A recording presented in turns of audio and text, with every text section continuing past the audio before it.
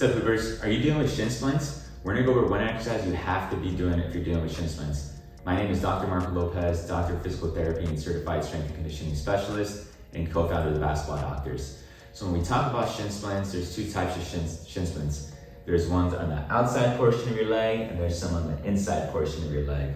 If they're in the outside, that's more of the anterior tibialis muscle pulling on. And if it's more on the inside, that's medial tibial stress syndrome, most likely from the posterior tibialis muscle. So we're gonna go over on how to strengthen and activate that posterior tibialis muscle.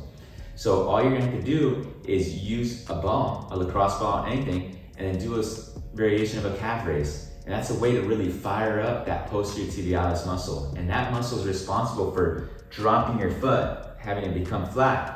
It's really responsible for creating that stability in the foot. So if it's weak, your foot becomes a little bit more flatter and flatter. Also, every time you hit the ground, it helps absorb some of those forces there.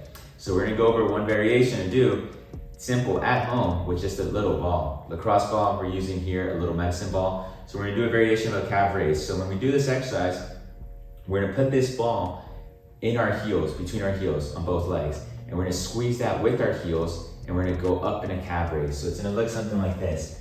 I'm gonna have the ball here. I'm gonna use the wall as support. I'm gonna squeeze that ball with my heels, and then I'm gonna make sure my weight's on my second and third toe when I'm doing a calf raise, and go up as high as I can, squeeze that, and hold that position first.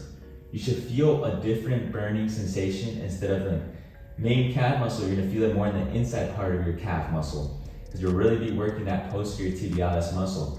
You're gonna hold this position for 30 to 45 seconds.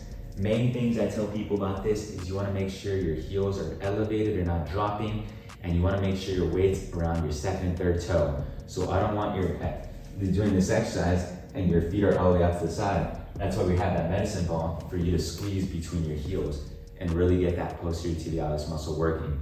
Other thing that I see is people use the wall to lift themselves up. We're just using the wall for support and balance, not actual upper extremity positioning and assistance. So that's the posterior tibialis muscle, and that's the exercise you have to be working on to help decrease your shin splints pain. Start off at 30 seconds, work your way up to 45 seconds, try to do 5 sets.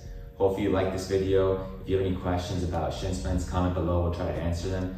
And hit the like, share, subscribe button, and share this with friends and family. We are the Basketball Doctors, let's ball for life.